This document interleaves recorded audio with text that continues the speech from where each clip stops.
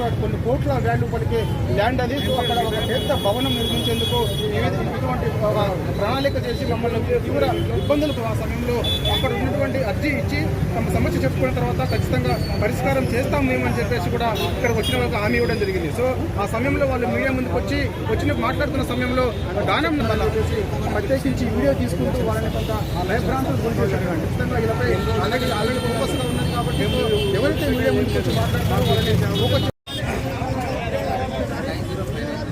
ప్రజాభవన్ ముందు కొంతమంది ఇక్కడికి ప్లకార్డులు పట్టుకొని వచ్చి ఫ్లెక్సీ తీసుకొచ్చి ఇక్కడ చూస్తే కనుక గుర్తుపట్టిగా దానం నాగేందర్ తెలంగాణ ఉద్యమ వీరుడిగా చెప్పుకోవాలి. దానం నాగేందర్ ఖైరతాబాద్